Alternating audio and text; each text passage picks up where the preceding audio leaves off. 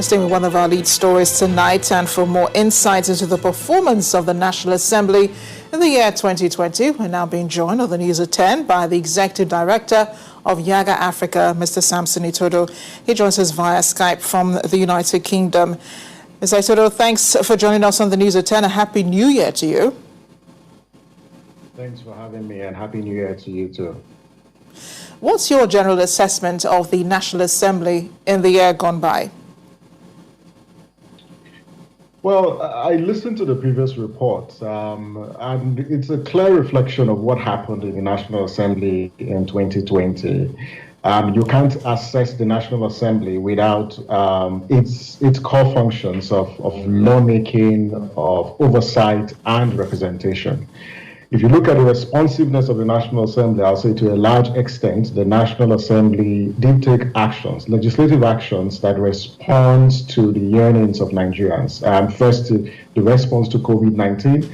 I think the National Assembly should be credited for the pressure that you put on the executive, ostensibly, disturbed by the lack of the inaction on the part of the executive.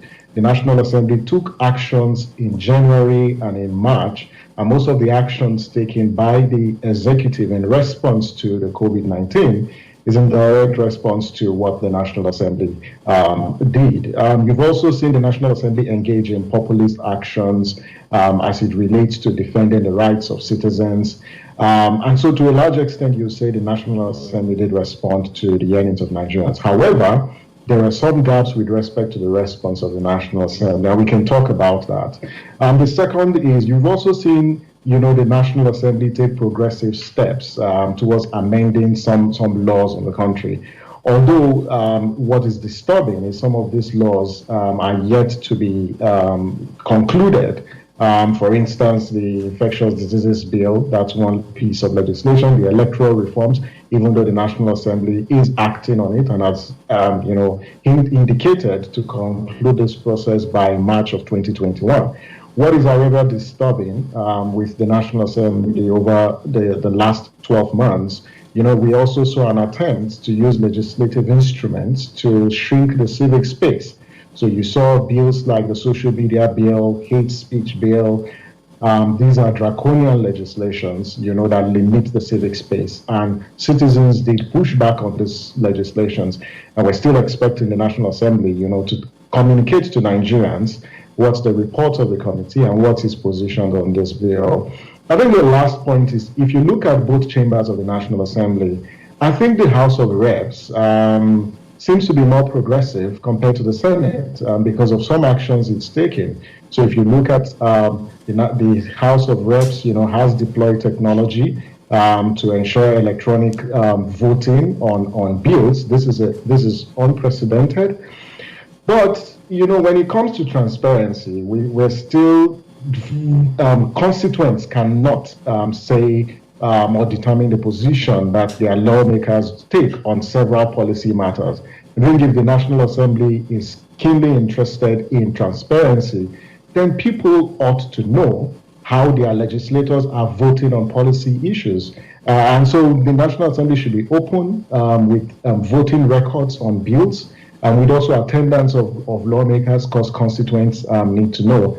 And I cannot conclude by saying that this National Assembly has a responsibility to defend the interests of the people, because some actions that the National Assembly has taken seem to be pandering to the whims and caprices of the executive as opposed to working for the Nigerian people.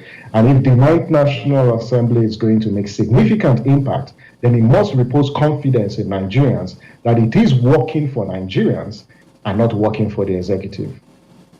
Well, I like that you have itemized and picked up on some of the really important issues, that the National Assembly had to face during 2020. But one issue, of course, is security. And with that came calls for the sack of service chiefs in the country, which has still not happened.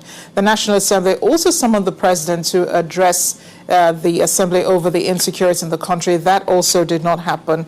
So would you say the National Assembly reached its wits' end in 2020? Well, I think the National Assembly needs to take serious its constitutional responsibility of holding the executive to account. And that function of legislative oversight is paramount to good governance. You have an executive that over the last couple of months, and I'll say years, appears to have disregard for democratic institutions like the National Assembly. So motions and resolutions of the National Assembly are not respected by the executive. And that raises fundamental questions on our democracy and that whole principle of separation of powers and checks and balances. The National Assembly has a constitutional responsibility. It is disappointing that in March, when the National Assembly, particularly the Senate, resolved that the president should address the nation, the presidency responded by calling the National Assembly as an institution that was engaging in populist advocacies and cheap and sensational. And this was credited to the spokesperson of the president. And that's really disappointing. If we want to make progress, then the executive and other arms of government must respect, resolutions and legislations passed by the National Assembly. And how many times have the National Assembly called for the sack and the rejigging of our security architecture?